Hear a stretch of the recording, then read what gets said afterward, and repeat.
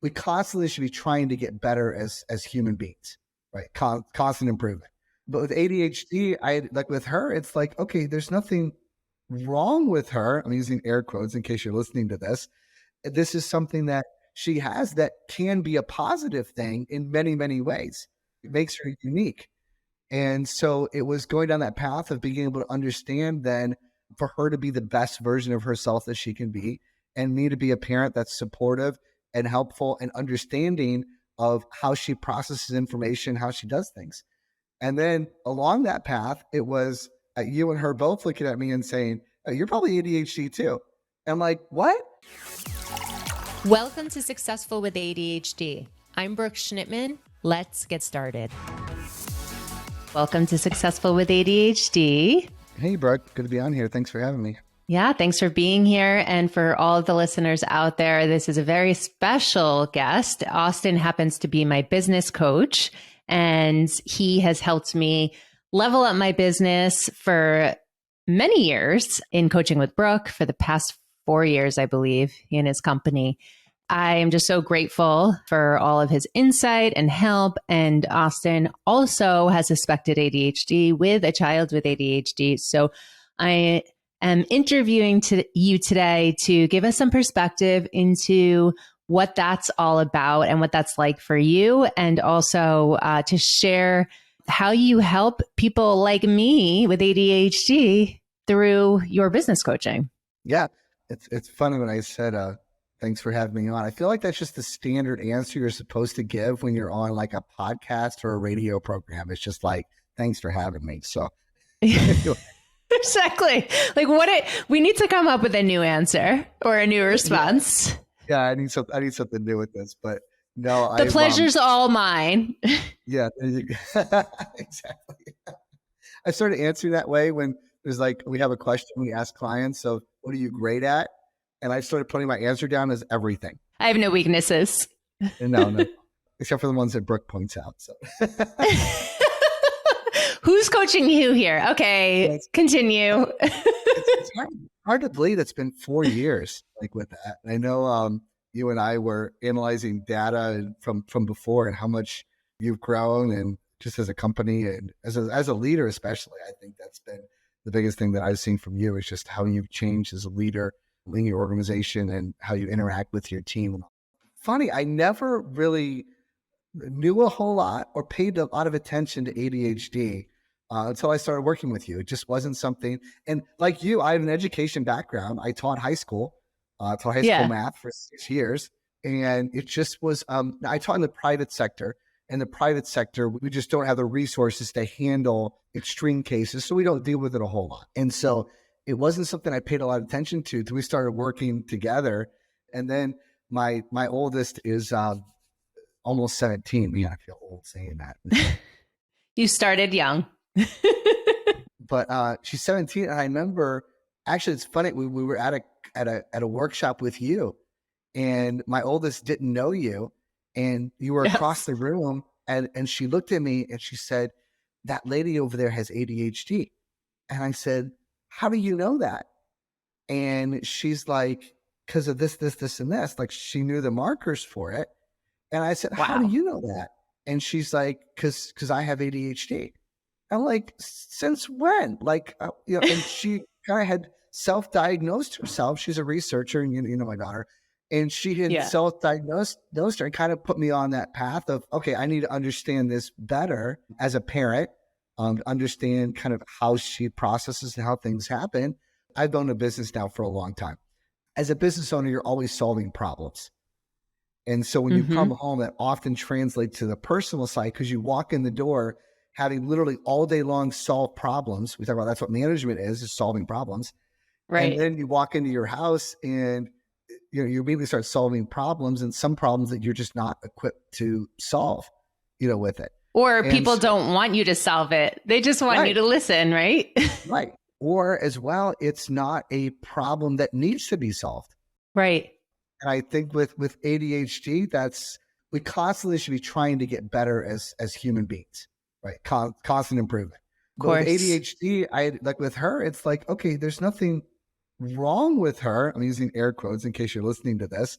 This is something that she has that can be a positive thing in many, many ways. Mm-hmm. Makes her Mm-hmm. makes her unique. And so it was going down that path of being able to understand then for her to be the best version of herself that she can be, and me to be a parent that's supportive and helpful and understanding of how she processes information, how she does things. And then along that path, it was you and her both looking at me and saying, oh, you're probably ADHD too. And I'm like, what? And then looking at it, and it began to explain a lot of things in my life that I do. And it catches me now. And I'm not near as up to speed on the different spectrums like you would be, Brooke, Sure. of understanding that there were certain things in my life that I do that it's like, okay, this is why I'm doing that. And I very much, you and I talked about behavioral assessments. I definitely look at those things as they're not crutches, right? This is not a Mm-mm. crutch. It's not an excuse. It's Mm-hmm. something that I then can take and say, okay, how can I be better with this? Like, how can this make me better?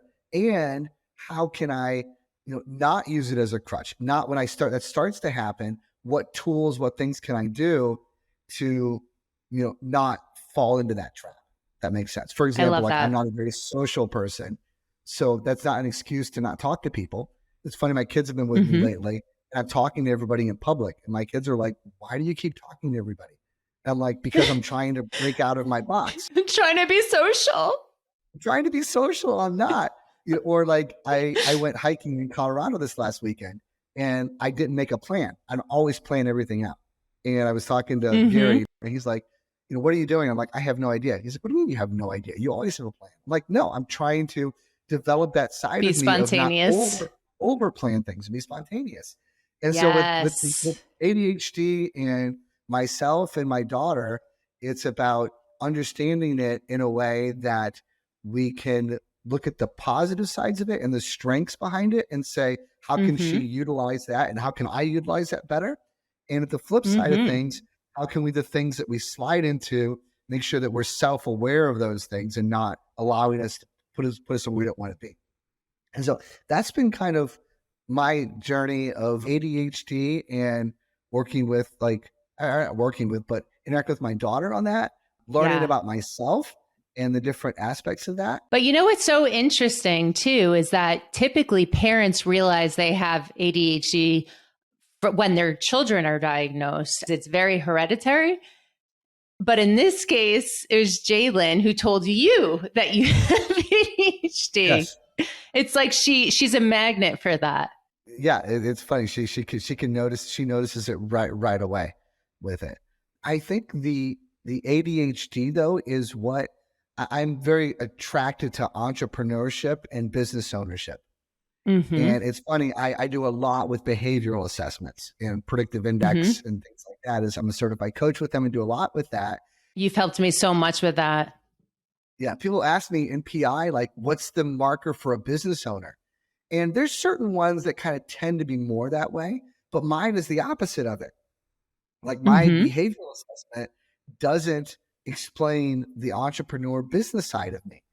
35% of business owners have ADHD, but I think it's definitely more than that. People just Yeah. don't know that they have it. I feel in some ways that might be the X factor for it. Like for entrepreneurship, that might be the X factor that we almost don't know as to what attracts Yeah. some people into it. And so again, there is nothing scientific about what I'm saying right now, just so you know. I just have wondered that as I've looked at some of my behaviors with ADHD and that contradict what motivates me of that. For example, I am Mm-hmm. very Mm-hmm. risk averse. I do not like risk at all, but yet I'll come over to business and there are things that I'll do in business that are Very risky. riskier of starting businesses and doing things like that don't fit the other side of things. Right. It's been interesting of looking at that. And I wonder if, like, the planning piece that you like to have and the risk aversion has to do, and again, I'm not a therapist, but has to do with some of the anxiety surrounding it too, where you over plan so you don't mess up, or you need to make sure that there is very little risk so you feel like you're in control. Just a thought. I would definitely agree. For me, that's what happens as well. Is I need to have a plan. It's also very much like a FOMA, Fear of missing out. Yeah, I'm going to Japan, taking my son to Japan at the end of the month. And it's like, I want to plan the entire thing out minute by minute, because if I don't, then I might not be able to do this because I didn't plan for it. Right. For example, we took my oldest to Paris and went to the Eiffel Tower, and it's like, if you don't have reservations to get into the Eiffel Tower, you may not get into it. So my mind is like, we can't just show up at this thing. We've got to, plan ahead and buy the tickets and, all this kind of stuff. And then when that plan goes awry, I've had to work really hard at it not throwing me off, of being able to do it. Mm-hmm. And again, I definitely would consider myself a very good problem solver. I will figure it out, but it'll take me a minute. I'll right out of the gate, I'll just be like, everybody just stop. Like, just stop, like that. And I'll figure it out. Yeah, you see problems before they become problems. And I know that a lot of individuals with ADHD can see an issue before it becomes an issue, and it's just hard to explain it. But you're very good at seeing the whole picture and zoning in on what piece needs to be addressed first. If I often joke around with, I'm not sure who's coaching who. If I'm coaching you, you're coaching me. But you pointed it out to me. I will jump around a lot.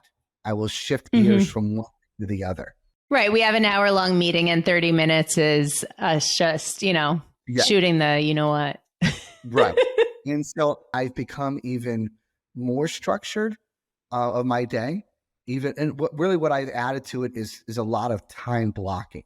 And what the time blocking has done for me is that even if what I planned during that time block doesn't happen, I will just put something else in that time block. So it gives me enough structure that, like yesterday, for example, I had a couple of calls with clients that ended up getting moved, like postponed or canceled, but I had it time blocked. So I just took something else from my list and plugged it into that time block, as opposed to before. I would almost like wander around for a little while, like almost have a hard time. What do I do? Getting right, what I'm going to do right now. So now I do a lot of time blocking with a task list, and then I'll just move tasks into those spots, that open up, as opposed to all of a sudden. So what's become really important for me is the night before, like, I have a yellow notepad on my desk, and I have to receive it, I write out, but that I literally will like put the times of each. I'll time block out like 30 minutes, and then I'll put everything on there for me. And then I'll create a task list, because otherwise I will, I'll jump all over the place, wandering around the house, not getting anything done. It's funny, before this call, so I usually do that on Mondays or Sunday nights, and I didn't do it yesterday. So before this call, I was like, what do I have to do? Like, what's happening? I felt so anxious. So immediately, now it takes me like 2 minutes. Sorry for those of you listening, but it will take you less time over time. And I do the same thing. I'm like, everything is right in front of me. Same to your point. If I miss something, that's okay, because I see some blocks that are open in the rest of my days. And it also helps being proactive if you make a conflict in your schedule, looking out at your week and saying, ooh, I need to shift this around. Yeah. Now, what I've done at the house with my kids and my daughter in particular is I've tried to create a lot of consistency at the house, like things that they know. Yeah, that's great. For example, Friday nights at our house, and me, I'm a big Disney fan. Friday nights is classic Disney movie night. And what I've noticed with her is and just things like that I always do on these nights. And it seems to help her and give her like some stability, that she knows those things are happening on those nights. Now, at the same time, I've tried to add, because I struggle with it, some flexibility, that if something does come up, in particular with like, that's where I'm going to be doing, and that's where I'm planning on that. And then, but if she has something come up, then it's not that big of a deal. It's okay if she needs to divert the plan. Now, generally she doesn't. She seems to need that kind of structure.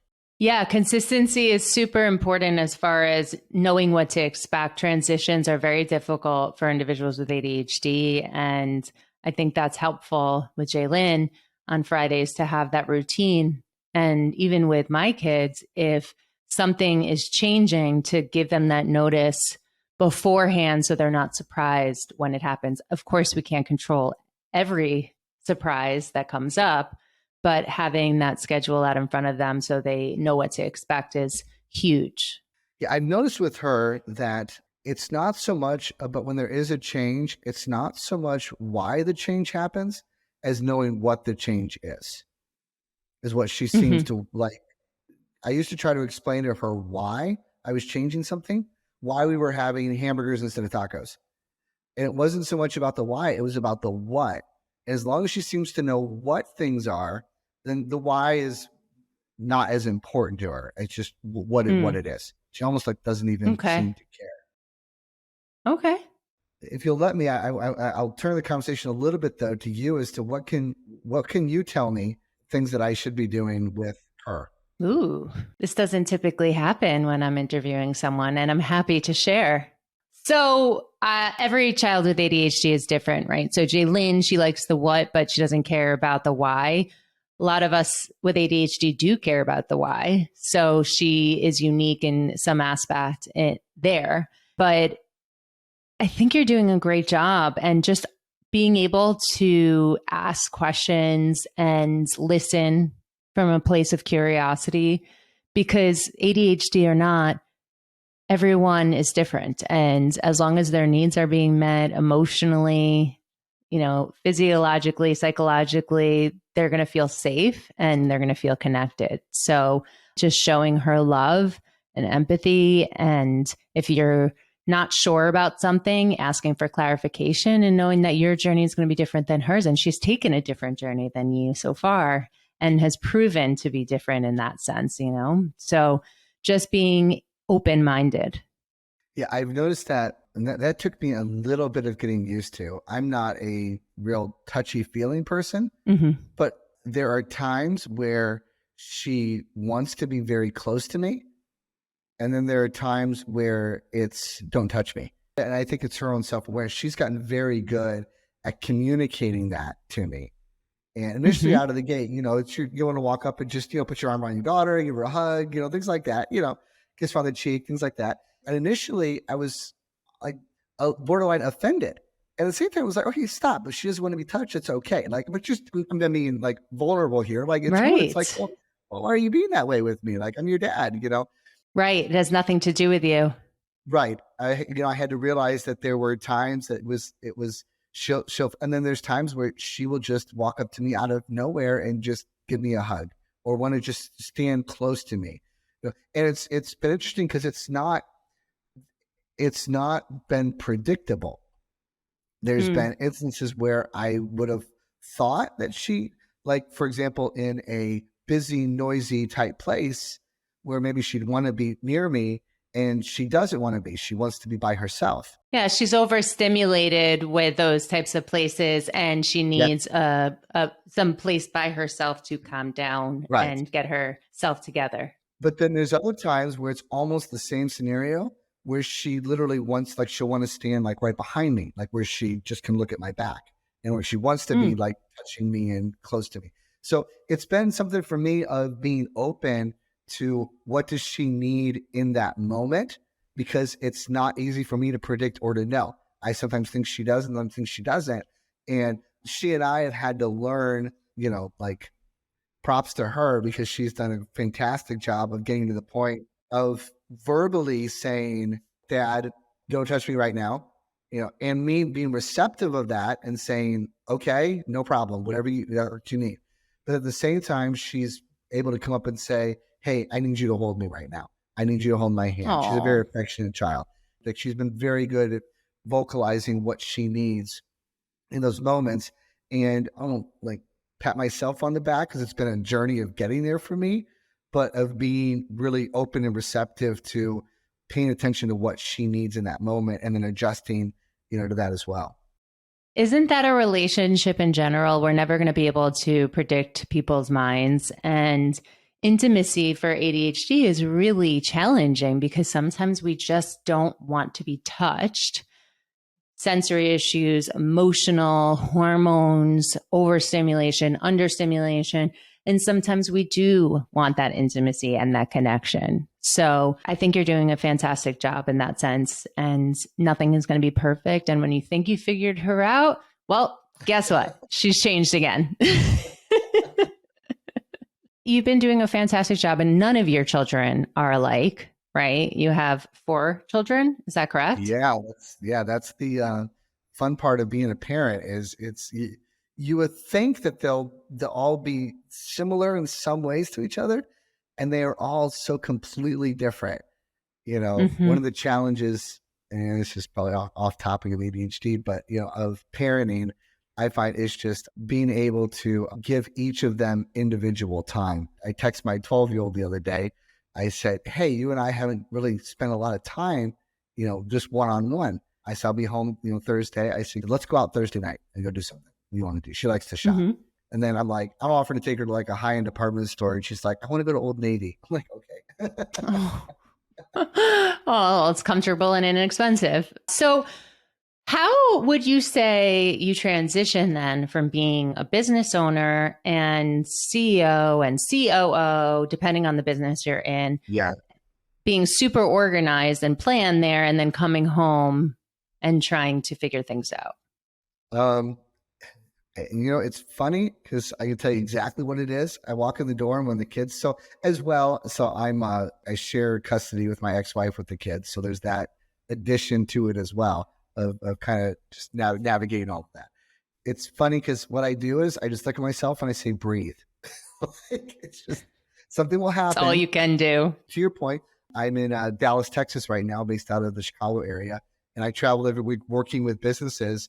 And I'm here for a day where we're digging into the business and putting in structure and KPIs and analyzing the people in the company, who's the right people in the right seats, and solving problems in the business, like big problems are going on right now, strategic meetings.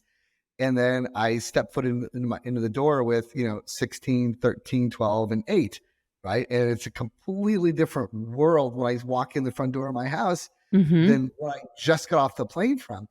And something will happen. And again, because I'm also like a very structured person and live like that, when things don't go on plan, I can feel it in me of like almost the anxiety, agitation bubbling up.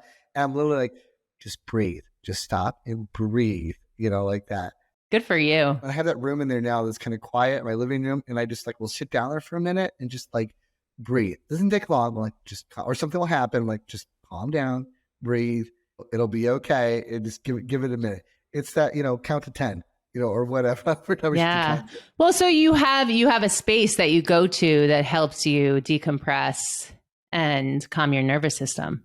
Yes, yeah, So you can fully attend to your kids because you have a very stressful day solving problems, right? So how much energy do you really have left at the end of the day doing all of these problem solving and putting out fires? Then transitioning to home where you have to either solve problems or not solve problems, but be flexible and open.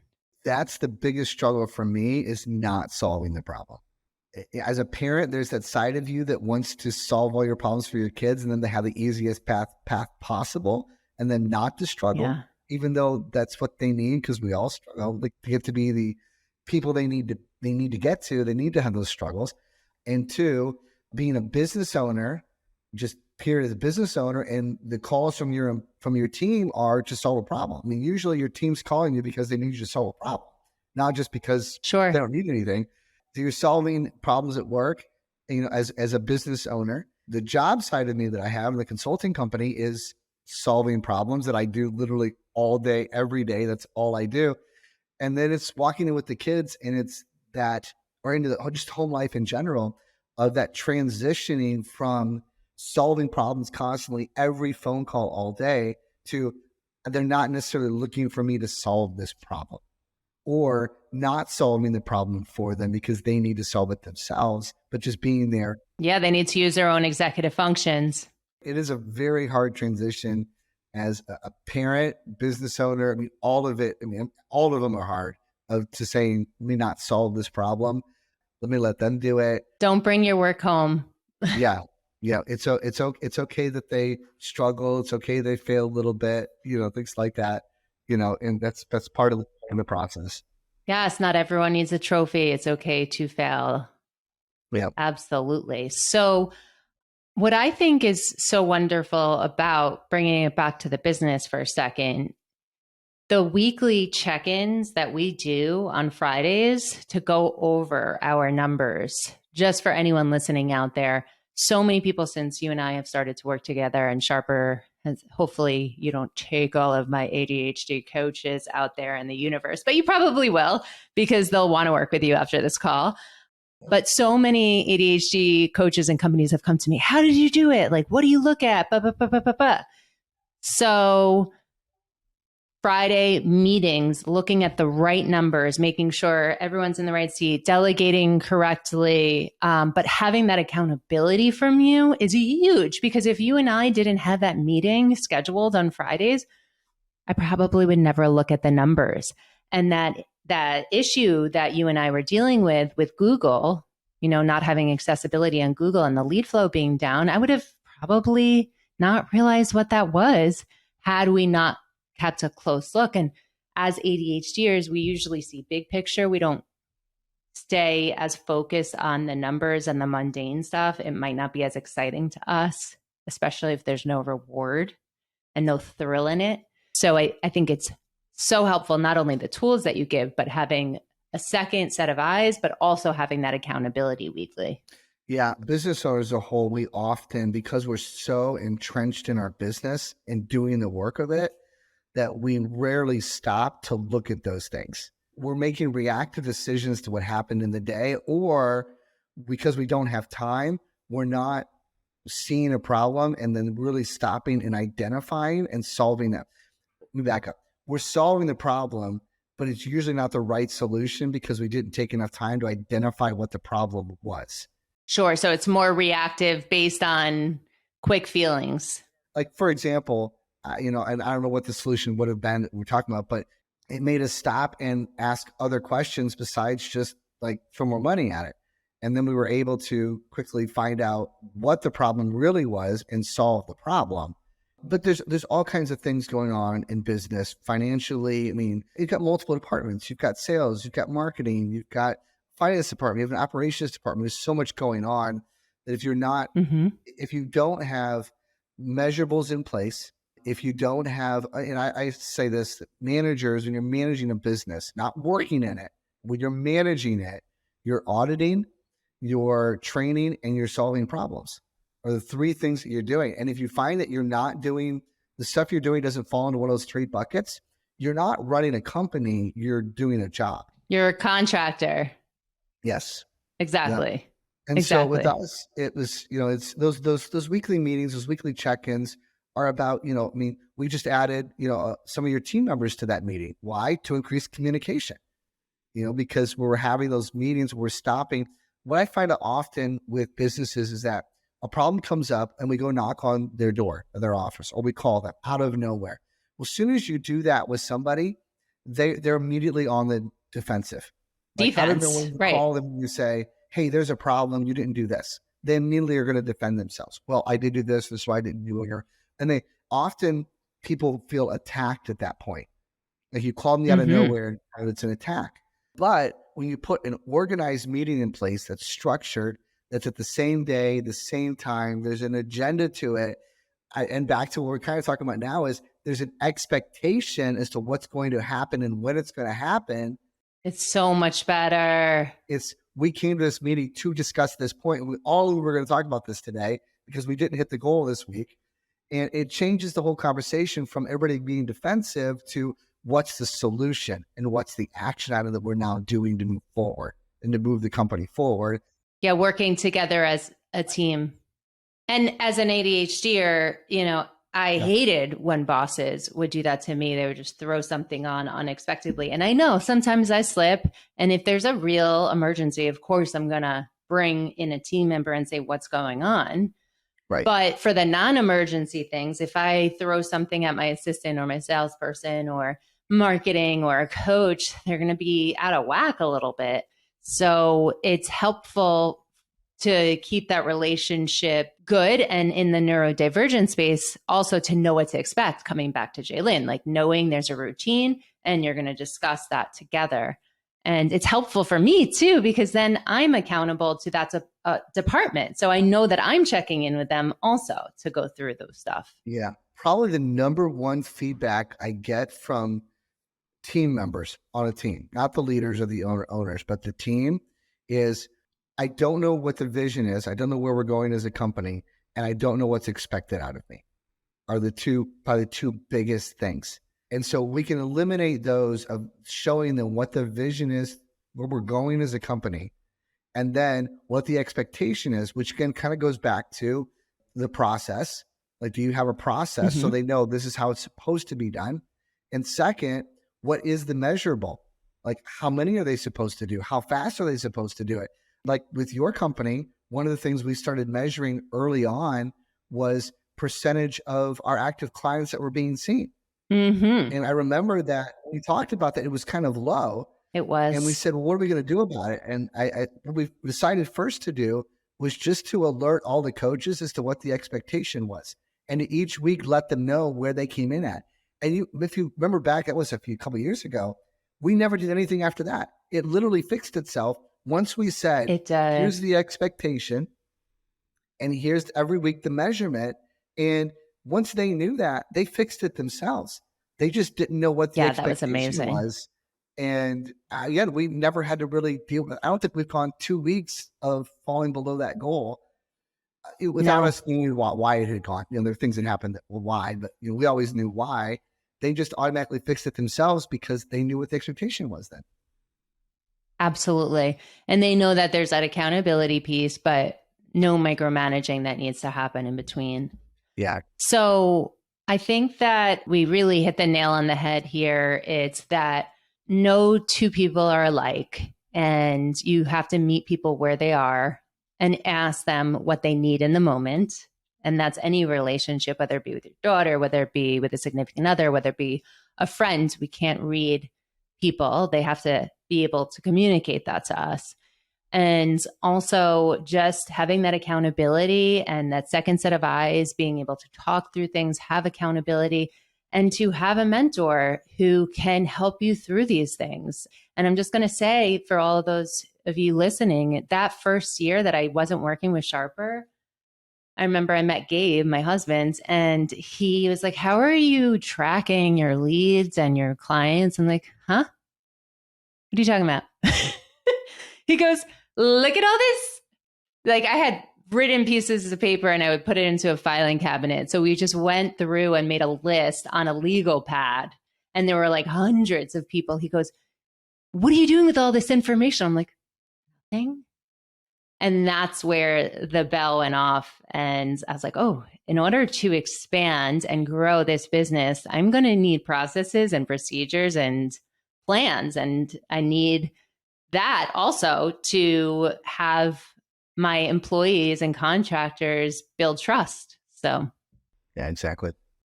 Austin, for those people who are listening and want to reach out for your fabulous business services, share with them what you can provide and where they can find you. Yeah. Our website's sharperprocess.com. You can always email me at austin@sharperprocess.com as well. Of course, I'm on Facebook, and we have Sharper Business Solutions are on all the social media platforms too. So what we offer is business consulting, coaching services to build structure, systems, processes, and a lot of things in that vein there. We are helping to analyze your team. We use behavioral assessments, predictive index to get people in the right seats. Yeah, we build out Trainable to give you training materials for your team coming in, but in particular, the structure, the processes, KPIs, to kind of help you grow your business from there. I tell small business owners, it's about getting from it being a job to it being a business. I think that's huge. And I appreciate you coming on today and sharing your wealth of knowledge. And to anyone listening, I promise you, Austin and his team will definitely up-level your business if you are working in your business harder than you feel is necessary. And you might not even realize that you're working so hard until you see how many seats you're actually sitting in. But if you're exhausted at the end of the day, it might be time to take a look at your business and see if it's healthy and if you need someone like Austin to come on. So we'll put your notes and your links in the show notes. Awesome. Thanks, Rick. Thanks, Austin. Thanks for listening to this episode of Successful with ADHD. I hope it helped you on your journey. And if you need any additional support for you or a loved one with ADHD, feel free to reach out to us at Coaching with Brooke coachingwithbrooke.com and all social media platforms at Coaching with Brooke. And remember, it's Brooke with an E.